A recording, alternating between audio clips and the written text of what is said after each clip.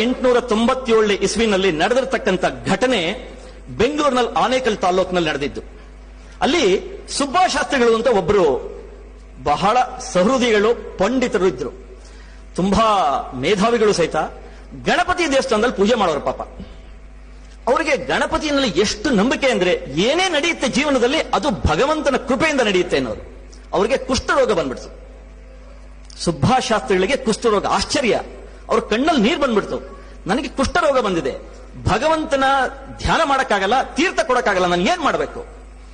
Best thing, ನಾನು ನನ್ನ ದೇಹ ತ್ಯಾಗ ಮಾಡಬೇಕು ಅಂತ. ಆಮೇಲೆ ಯೋಚಿಸಿದ್ರು, ದೇಹ ತ್ಯಾಗ ಮಾಡೋದು ಪಾಪವಲ್ವೇ? ಅದ್ರ ಬದಲು ನನ್ನ ದೇಹನ ಯಾವ್ದಾನ ಪ್ರಾಣಿಗಳಿಗೆ ಕೊಟ್ಬಿಡೋಣ ಅಂತ. ಆಗ ಕೋಲಾರದ ಕಡೆ ಥಿಕ್ ಜಂಗಲ್ ಇತ್ತು, ಫಾರೆಸ್ಟ್ ಇದ್ದಿದ್ದು. ಅವರು ಫಾರೆಸ್ಟ್ ಒಳಗಡೆ ಹೊಟ್ಟೋದ್ರು. ಫಾರೆಸ್ಟ್ ಒಳಗಡೆ ಒಂದು ಗುಹೆನಲ್ಲಿ ಒಬ್ಬ ಗುರುಗಳನ್ನ ಮತ್ತೆ ನೋಡಿ, ಒಬ್ಬರು ಗುರುಗಳು ಅವ್ರಿಗೆ ಎದುರುಗಡೆ ಸಿಗ್ತಾರೆ. ಏನಪ್ಪಾ ನಿಂದು ಪ್ರಾಬ್ಲಮ್ ಅಂದ್ರು.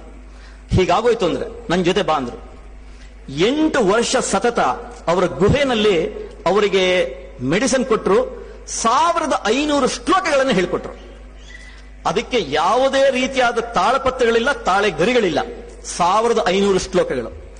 ಇವರು ಅದನ್ನು ಕಲಿತ ಮೇಲೆ 8 ವರ್ಷ ಆದ್ಮೇಲೆ ಅವ್ರದ್ದು ಫುಲ್ ಕುಷ್ಠರೋಗ ವಾಸಿ ಆಗೋಯ್ತು. ವಾಪಸ್ ಬಂದ್ರು ಊರಿಗೆ. ಬಂದ್ಬಿಟ್ಟು ಮತ್ತೆ ಗಣಪತಿ ದೇವಸ್ಥಾನದಲ್ಲಿ ಪೂಜೆ ಮಾಡ್ಬೇಕಾದ್ರೆ ಪ್ರತಿ ದಿನ 1500 ಶ್ಲೋಕ ಹೇಳೋರು.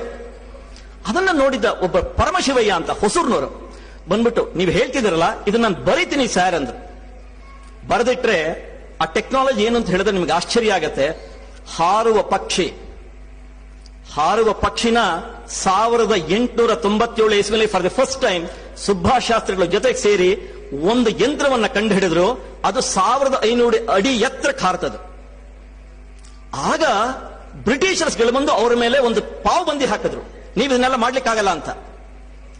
ಆ ಟೆಕ್ನಾಲಜಿ ಈಸ್ ಕಾಲ್ಡ್ ಭಾರದ್ವಾಜ ವೈಮಾನಿಕ ಶಾಸ್ತ್ರ ಅಂತ ಪ್ರೂವ್ ಆಯ್ತದು.